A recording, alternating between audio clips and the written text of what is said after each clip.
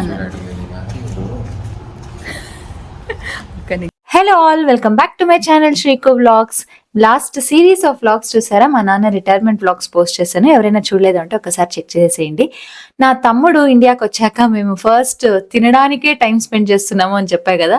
So ఇవాళ కూడా అలాంటి ఒక వ్లాగే మీతో పోస్ట్ చేస్తున్నాను. రిటైర్మెంట్ అంతా అయిపోయాక కొంచెం ఫ్రీ అయిపోయాడు, ఇంకా కొంచెం టైం స్పెండ్ చేయొచ్చు కదా, ఇప్పుడు ఎక్కడికైనా పిలుచుకొని వెళ్ళొచ్చు అని మా అమ్మ వాళ్ళని పిలుచుకొని వెళ్తున్నాము. అది రష్ ఉండదంట మల్లికా బిర్యానీలో, చూడాలి ఎంత రష్ ఉంటుందో అని.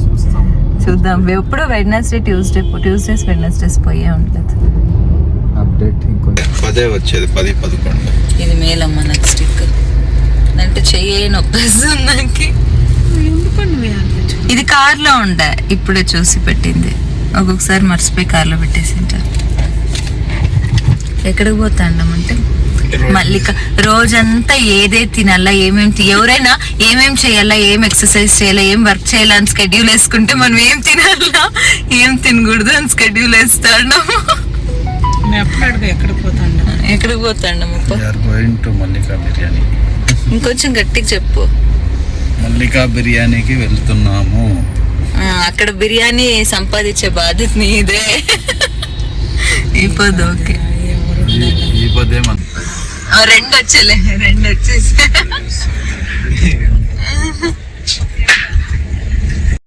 మీలో ఎవరైనా మల్లికా బిర్యానీకి ఆదివారం పూట తినడానికి వెళ్ళారా? వెళ్ళుంటే పార్కింగ్ గురించి చెప్పండి.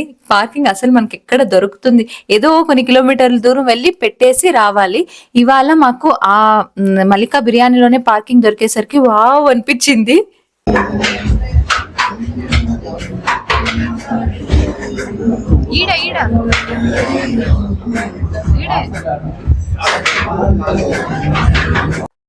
మామూలుగా మేమైతే ఇక్కడ రెగ్యులర్ గా వెళ్తూ ఉంటాము, కానీ వీకెండ్స్ వెళ్తూ ఉంటాము. ట్యూస్డే వెడ్నెస్డే ఎప్పుడు వెళ్ళింది లేదు. చాలా ప్రశాంతంగా ఉంది అక్కడ.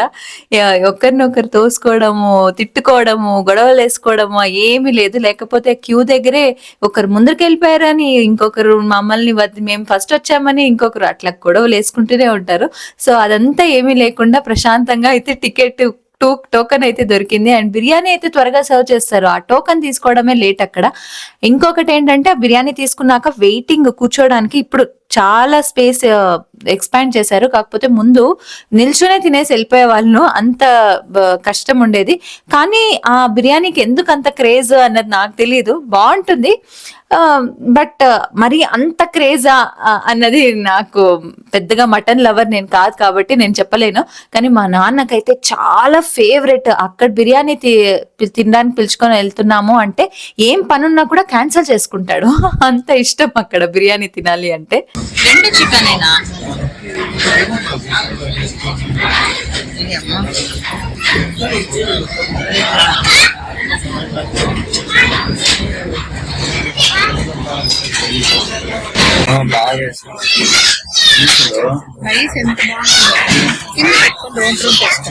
బాగుందమ్మా. చికెన్ ఫస్ట్ టైం తింటాను. రైస్ టేస్ట్ ఒకటే.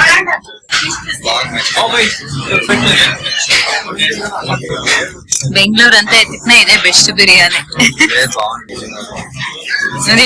ఫస్ట్ టైం నాకు అక్కడ చికెన్ బిర్యానీ దొరికింది. తక్కువ చేస్తారు చికెన్ అక్కడ, స్పెషల్ గా మటన్ బిర్యానీనే ఫేమస్ కాబట్టి చికెన్ ఎప్పుడు వీకెండ్స్ మేము వెళ్ళేసరికి ఎప్పుడు అయిపోయి ఉండేది. అందుకనే మటన్ బిర్యానీ తీసుకోవాలి, నాకు ఆ పీసులు తినడానికి ఇష్టం ఉండదు.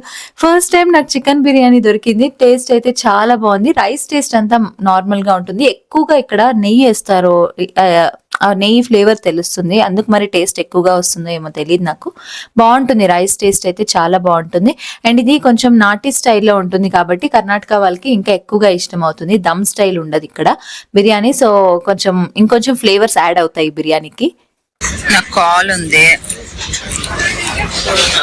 అన్ని ఒక్కొక్కటే ఫ్రాంచైజ్ బిల్డ్ చేసుకోవాలని వస్తాను. ఫస్ట్ బిర్యానీ ఒకటి ఉండే, ఇప్పుడు అన్నీ ఉండే.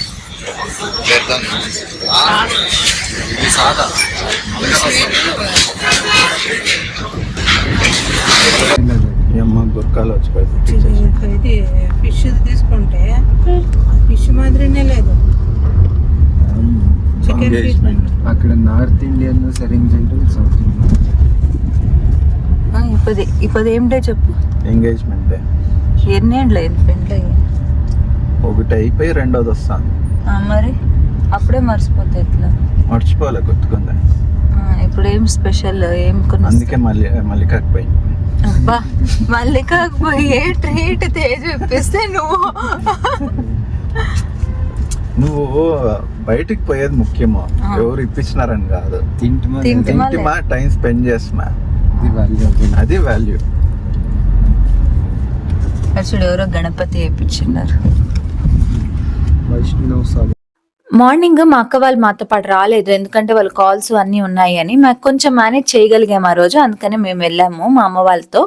ఇంకా ఈవినింగ్ మేము రెగ్యులర్గా వెళ్ళే టీ స్టాల్ స్పాట్ ఒకటి ఉంది, చాలా సార్లు చూపించాను నేను ఆల్రెడీ మన ఛానల్లో.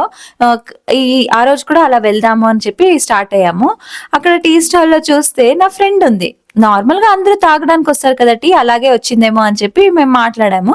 తర్వాత చూస్తే ఆ టీ స్టాలే ఆమెది అని చెప్పేసింది.